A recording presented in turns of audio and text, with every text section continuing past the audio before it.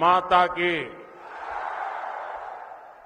भारत माता की। शक्ति स्वरूपा जीण माता जी, सालासर बालाजी महाराज,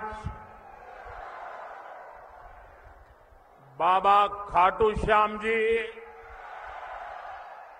और वीर गोगाजी महाराज ने मारो बारंबार प्रणाम।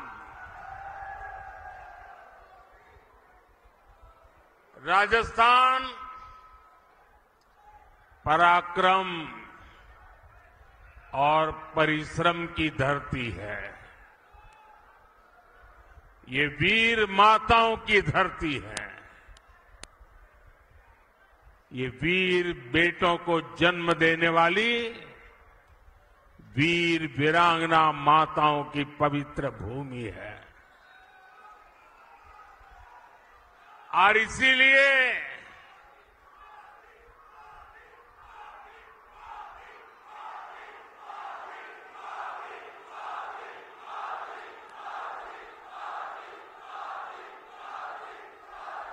इसीलिए राजस्थान जो ठान लेता है वो पत्थर की लकीर बन जाता है।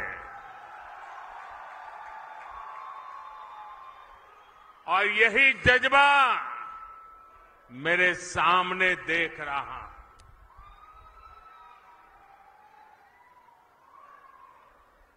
गर्मी और धूप ने भी हिम्मत की परीक्षा लेना शुरू कर दिया है।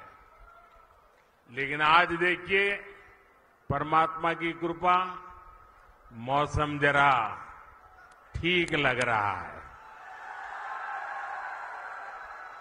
और जब कुदरत साथ देती है ना, तो इशारा भी करती है कि हवा का रुख किस तरफ है।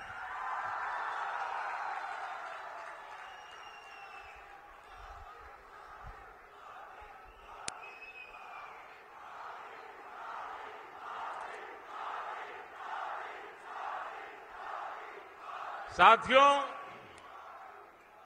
राजस्थान का किसान, मेरे राजस्थान का नौजवान और आप सब माताएं बहनें इतनी बड़ी संख्या में दूर दूर से हमें अपना आशीर्वाद देने आए हैं। और पूरा राजस्थान कह रहा है, फिर एक बार, फिर एक बार, फिर एक बार। और आज चूरू ने ये बता दिया है कि 4 जून, 4 जून, 4 जून। और जब मैं चूरू आया हूं तो दिल्ली से नरेंद्र देवेंद्र के लिए आशीर्वाद मांगने आया है। और जब नरेंद्र देवेंद्र के लिए आशीर्वाद मांगता है तो आप लोग छप्पर फाड़ करके दे देते हैं।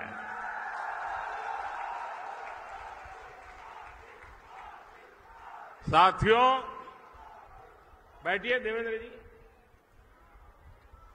आज पूरा देश विकसित भारत होने के संकल्प पर काम कर रहा है और इसमें राजस्थान की बहुत बड़ी भूमिका है। जब राजस्थान विकसित होगा तो भारत भी विकसित होगा। बीते 10 साल में मोदी ने देश में जो काम किए हैं, उन्होंने विकसित भारत की नींव तैयार कर दी है। आज पूरी दुनिया हैरान है कि भारत इतनी तेजी से कैसे विकास कर रहा है। दुनिया को पता नहीं है कि भारत की इस मिट्टी की बात ही कुछ और है। हम जो ठान लेते हैं वो पूरा करके दिखाते हैं। पिछले 10 साल में आपने देश को बदलते देखा है। आप याद करिए, 10 साल पहले तब देश कितनी खस्ता हालत में था। कांग्रेस के बड़े बड़े घोटालों और लूट के कारण अर्थव्यवस्था चरमरा गई थी। दुनिया में भारत की साख गिरती जा रही थी। आजादी के इतने दशक बाद भी देश के लोग जीवन की छोटी छोटी जरूरतों के लिए जूझ रहे थे। करोड़ों गरीबों के सर पर छत नहीं थी। करोड़ों लोगों को पीने का पानी उपलब्ध नहीं था। हमारे गांव अंधेरे में डूबे थे। वहां बिजली भी नहीं पहुंची थी और लाखों करोड़ की लूट से सरकारी खजाना खाली ही रहता था। आप लोगों ने भी सोचा होगा लिया, जब हालत इतनी खराब थे, इतने दशकों तक बुराइयां थी, तो इसका मन पर भी असर होता है। और आप सब देशवासियों ने मान लिया था कुछ बदल नहीं सकता, अब देश का कुछ हो ही नहीं सकता। हर कोई निराशा में डूबा हुआ था। इसी हताशा निराशा में 2014 में आपने गरीब के इस बेटे को अपनी सेवा का मौका दिया।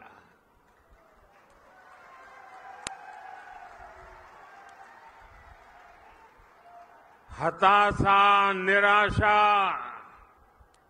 ये मोदी के पास भी नहीं फटक सकती। और मैंने तय किया कि हालात बदलने ही होंगे। और मेरे लिए तो मेरा भारत मेरा परिवार है।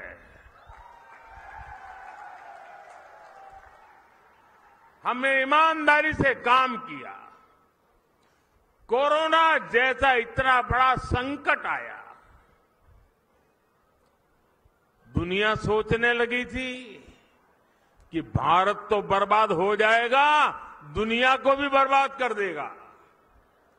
लेकिन इसी संकट में हम भारतीयों ने अपने देश को दुनिया की 5वीं सबसे बड़ी अर्थव्यवस्था बना दिया।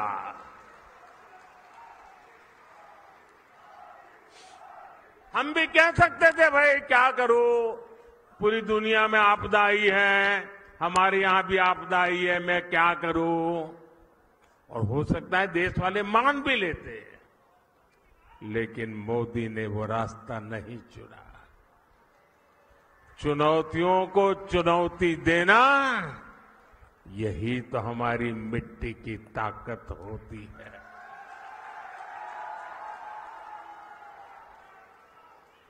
और हमारे राजस्थान में तो कहते हैं अपनी करनी पार उतरनी। हमने परिश्रम किया और परिणाम ला करके दिखा दिया। 10 वर्षों में हमने करोड़ों गरीबों को प्रधानमंत्री आवास योजना के तहत पक्के आवास दिए, पक्के घर दिए, जिनकी 3-3, 4-4 पीढ़ी झुग्गी झोपड़ी में जिंदगी गुजारती थी, जो फुटपाथ पर जीने के लिए मजबूर थे, ऐसे करोड़ों लोगों को पक्के घर दिए। और मुझे खुशी इस बात की है कि हमने जो पक्के घर दिए ना, उसमें अधिकतर पक्के घर मेरी माताओं, बहनों, बेटियों के नाम पर है। वरना हम तो जानते हैं हमारी समाज रचना ऐसी रही है कि घर होगा तो पुरुष के नाम पर, गाड़ी होगी पुरुष के नाम पर, खेत होगा पुरुष के नाम पर, दुकान होगी पुरुष के नाम पर, सब कुछ पुरुष के नाम पर। मोदी ने तय कर लिया कि सरकार जो घर देगी वो मेरी महिलाओं के नाम पर होगा। आप याद करिए, पहले जब घर बनाने के नाम पर योजनाएं आती थी तब क्या होता था? गरीब को पता भी नहीं चलता था। उसके नाम का पैसा सरकार में बैठे लोग और उनकी पार्टी के लोग खा जाते थे। लेकिन अब पैसा सीधे गरीब के खाते में जा रहा है। अब गरीब को पक्का घर भी मिल रहा है, घर में जरूरत की सुविधाएं भी मिल रही है। साथियों, आज जब हम जल जीवन मिशन योजना लेकर घर घर में पानी का कनेक्शन भी देने का लगातार प्रयास कर रहे हैं। राजस्थान में करीब 50 लाख घरों में पीने का पानी पहुंचाने का कनेक्शन दिया जा चुका है। कांग्रेस सरकार हमारी इस योजना में भी भ्रष्टाचार करने का मौका नहीं छोड़ती थी। अब उन कमियों को भी दूर किया जा रहा है। वहां पीछे सुनाई नहीं देता क्या? सुनाई दे रहा है? अच्छा, ये तो आपका उत्साह है इसलिए।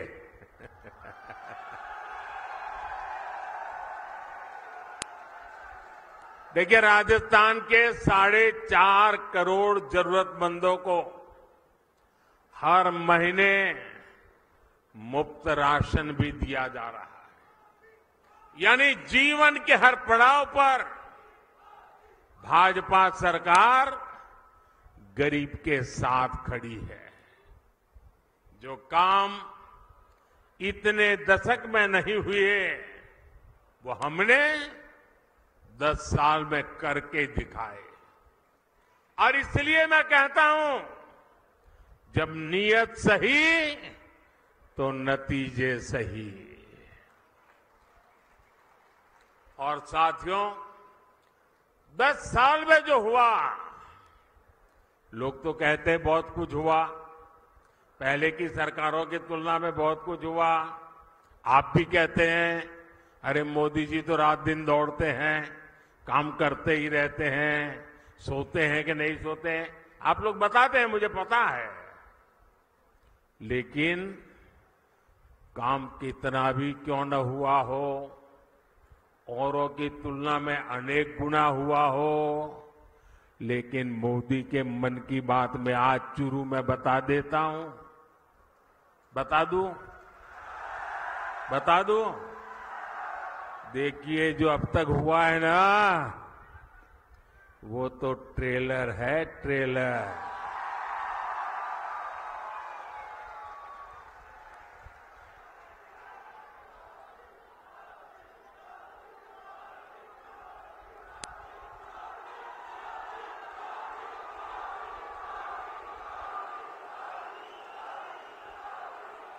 आप आजकल बड़ी बड़ी होटल में खाना खाने जाते हैं ना, तो पहले एपेटाइजर लेकर के आते हैं। थोड़ी थोड़ी 2-3-4 जरा बड़ी चटाकेदार चीजें परोसते हैं। तो कभी लगता है यार इतना आ गया, पेट तो भर गया, आप खाना क्या खाएंगे। ये जो मोदी ने किया है ना, वो तो एपेटाइजर है, एपेटाइजर। अभी तो पूरी खाने की थाली आधी बाकी है। बहुत कुछ करना है भाइयों, बहुत सारे सपने हैं। हमें देश को बहुत आगे लेके जाना है। साथियों, आज देश में मोदी की गारंटी की चर्चा हो रही है। मोदी की गारंटी कैसे पूरी होती है और कितनी रफ्तार से पूरी होती है, राजस्थान उसका बहुत बड़ा उदाहरण है। मैंने मेरी माताओं बहनों को गारंटी दी थी कि गरीबों का उज्ज्वला सिलेंडर सस्ता किया जाएगा। ये गारंटी पूरी हो गई है। मैंने युवाओं को गारंटी दी थी कि बीजेपी सरकार बनते ही कांग्रेस के पेपर लीक इंडस्ट्री के खिलाफ जांच बिठाई जाएगी। ये गारंटी भी पूरी हो गई है। मैंने ये भी गारंटी दी थी कि राजस्थान का मेरा किसान, शेखावटी के मेरे लोगों के लिए पानी की समस्या को खत्म किया जाएगा। जिस ईआरसीपी प्रोजेक्ट को कांग्रेस ने लटका कर रखा था, हमने उसे न केवल स्वीकृत किया बल्कि तेजी से काम भी जारी है। इससे पीने के पानी और लाखों हेक्टेयर जमीन को सिंचाई का भी लाभ मिलेगा। हमने हरियाणा से समझौता करके शेखावटी में पानी लाने का रास्ता भी साफ कर दिया है। भाइयों और बहनों, भाजपा जो कहती है वो जरूर करती है। दूसरी पार्टियों की तरह भाजपा केवल घोषणा पत्र नहीं जारी करती, हम तो संकल्प पत्र लेकर के आते हैं। 2019 में हमने जो संकल्प पत्र जारी किया था, उसके ज्यादातर संकल्प पूरे हो चुके हैं।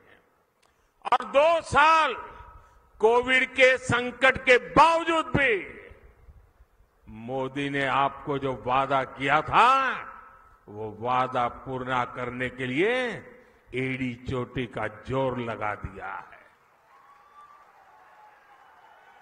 राजस्थान के मेरे भाई बहन, जम्मू कश्मीर की धरती पर जो मेरे वीर जवान शहीद हुए ना, उसमें मेरे इस शेखावटी के जवान भी शहादत मोली थी। उस जम्मू कश्मीर जहां पर मेरे राजस्थान के वीरों का रक्त आज उस जम्मू कश्मीर से आर्टिकल 370 खत्म हो गया।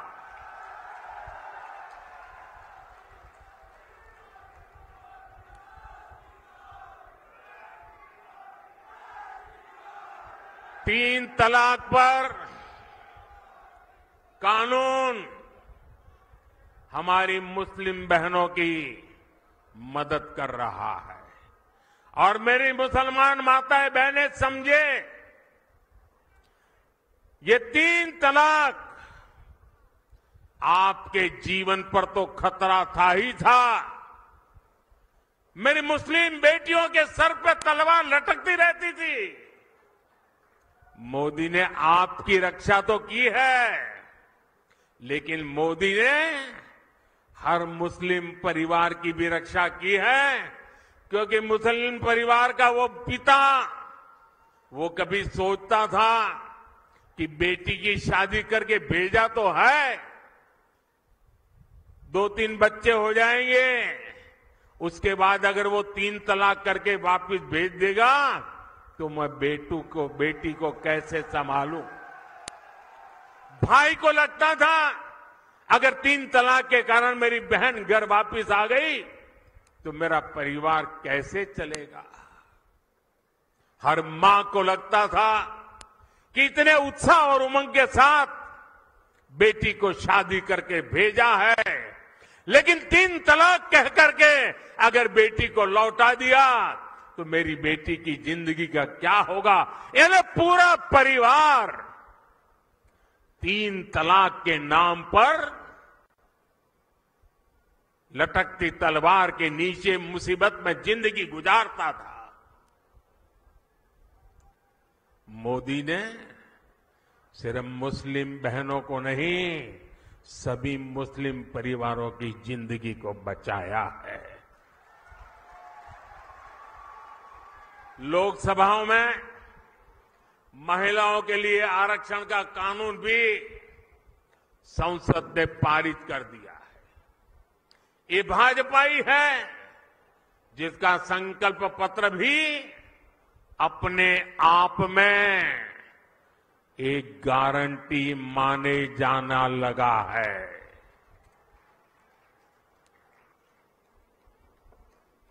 साथियों,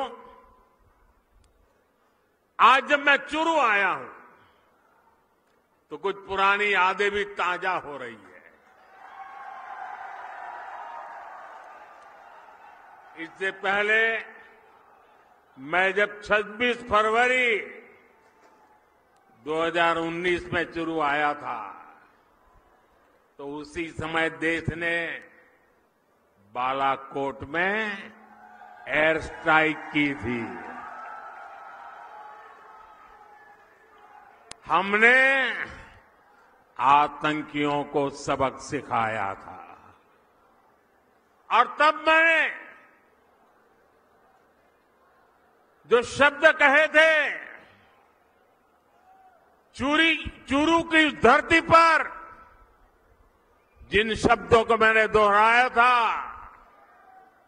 मैं आज फिर एक बार इस वीरों की धरती पर आया हूं तो मेरे उन भावों को दोहराता हूं। तब मैंने कहा था, यही चूरू में कहा था, सौगंध मुझे इस मिट्टी की, सौगंध मुझे इस मिट्टी की, मैं देश नहीं मिटने दूंगा, मैं देश नहीं रुकने दूंगा, मैं देश नहीं झुकने दूंगा। मेरा वचन है भारत मां को, तेरा शीश नहीं झुकने दूंगा।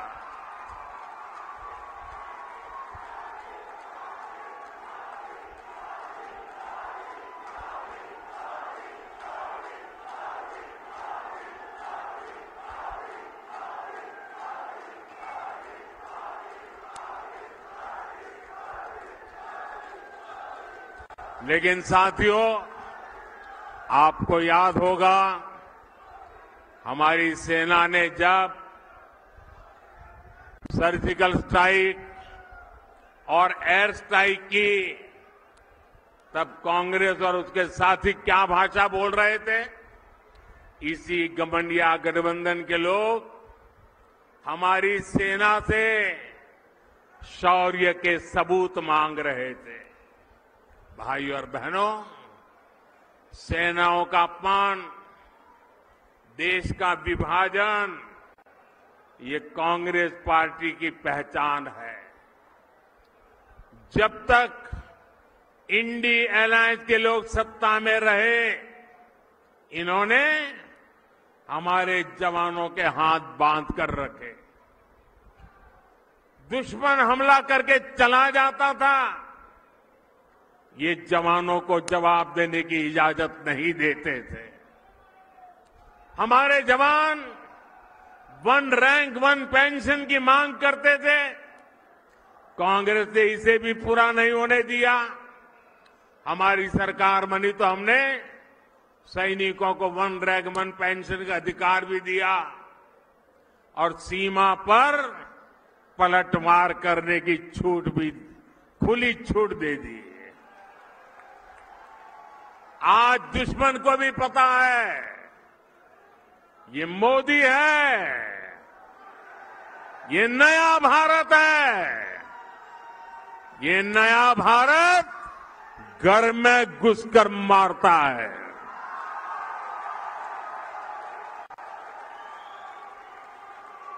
साथियों, देश हित से भी ज्यादा कांग्रेस ने हमेशा तुष्टीकरण को प्राथमिकता दी है। ये लोग तुष्टीकरण के लिए किस हद तक जा सकते हैं, ये देश ने देखा है। ये वो लोग हैं जिन्होंने कोर्ट में जाकर कहा था कि प्रभु श्री राम तो काल्पनिक है। अभी कुछ महीने पहले ही अयोध्या में भव्य राम मंदिर का सपना पूरा हुआ।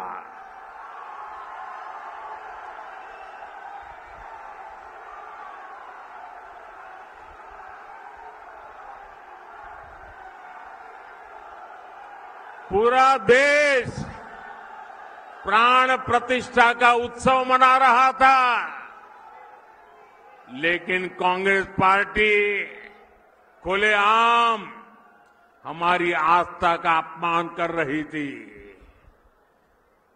साथियों,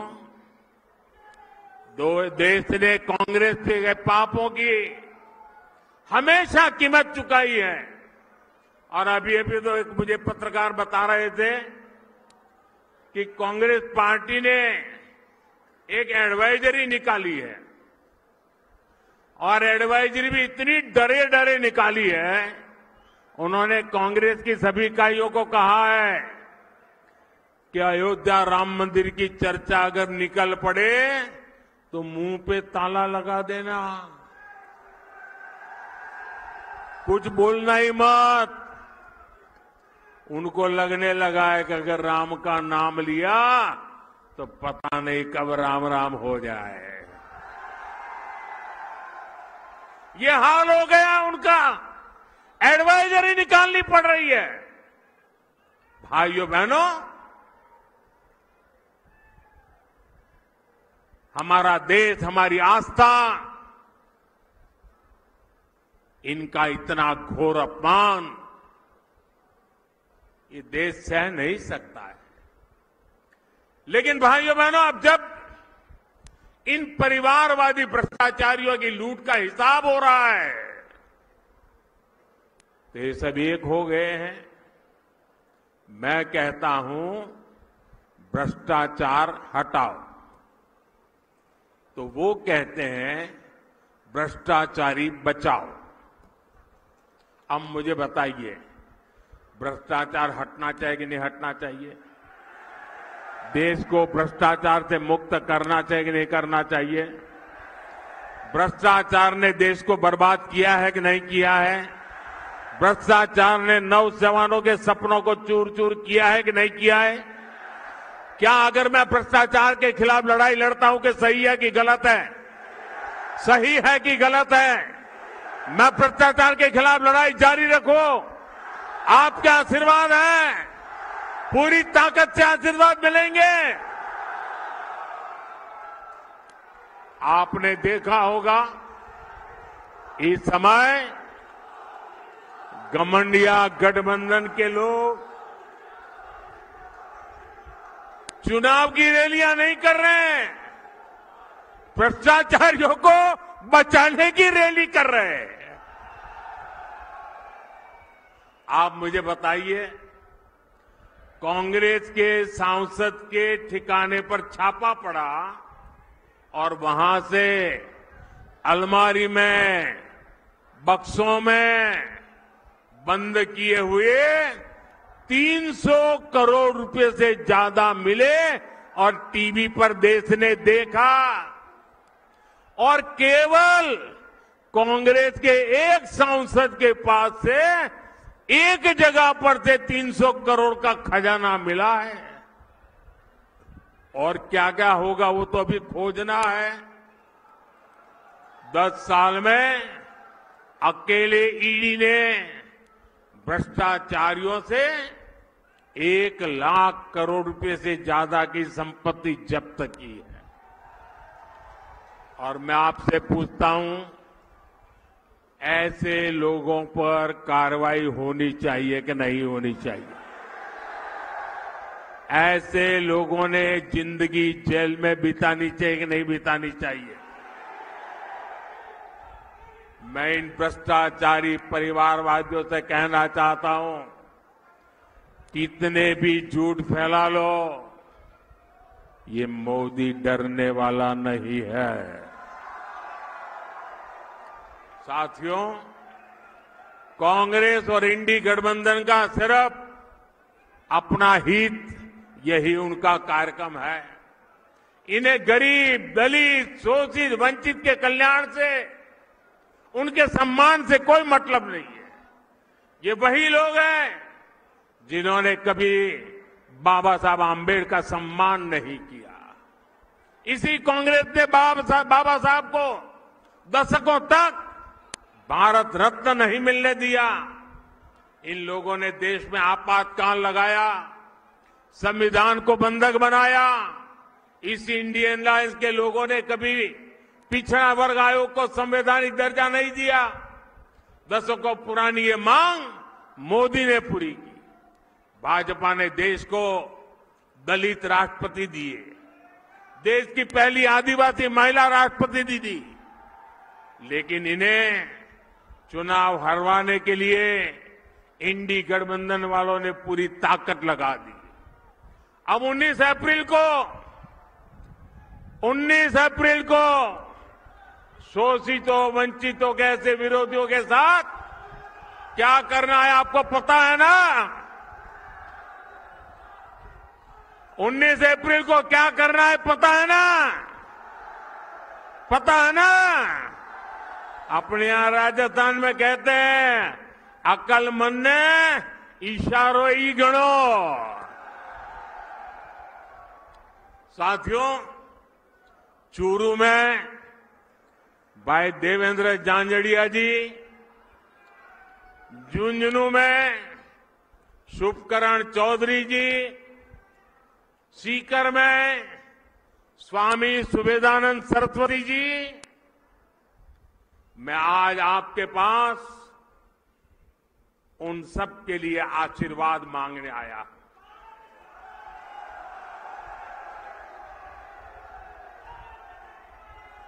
और आप में से बहुत कम लोगों को पता होगा, मैं आज बता देना चाहता हूं,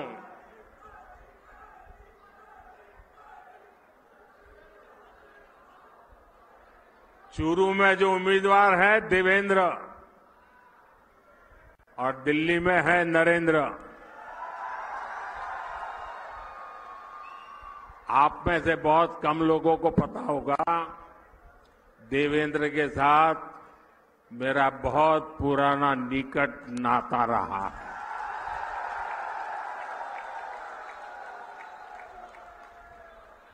और जब मैं देवेंद्र को पहली बार मिला, जब मैंने उसकी मां की बातें सुनी, मेरे मन को छू गया। कि मेरे देश की आन बान के शान के लिए शेखावटी की गरीब मां, अनपढ़ मां, अपना बेटा जिसका शरीर मुसीबतों से गुजारा करने वाला शरीर है, लेकिन उसको भी दुनिया में देश का नाम रोशन करने के लिए मां प्रेरित करती है। और देवेंद्र भी गरीबी की परवाह किए बिना जी जान से जुट करके भारत का सम्मान बढ़ाया है। देवेंद्र को टिकट देने के पीछे मोदी का मकसद यही था कि जो गरीब मां का बेटा होता है उसके सपने भी पूरे होने चाहिए। मोदी का देवेंद्र को टिकट देने का मकसद यही था कि मेरे देश के जो खिलाड़ी हैं, पूरे हिंदुस्तान के खेल जगत के बेटे बेटियां हैं, उनको प्रोत्साहन मिले कि आपका खेल का कार्यकाल ये देश कभी भूलने वाला नहीं है और उसका सिंबल ये हमारा देवेंद्र है। और इसलिए मैं चूरू वासियों से विशेष रूप से ऐसा गरीबी से ही लड़ा, ऐसा नहीं, दुनिया में जाकर के देश का डंका बजाया, ऐसे मेरे साथी को, चाहे वो चूरू हो, झुंझुनू हो या सीकर हो, आप भारतीय जनता पार्टी को भरपूर आशीर्वाद दीजिए। और मैं आपको विश्वास दिलाता हूं, आपके सपनों को पूरा करने के लिए मैं एड़ी चोटी का जोर लगा दूंगा जी।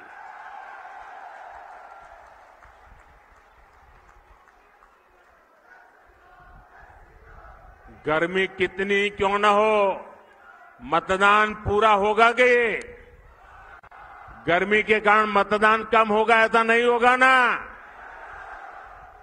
घर घर जाएंगे, माताओं बहनों को मेरी बात बताएंगे, चुनाव जीतने के लिए मतदान करेंगे।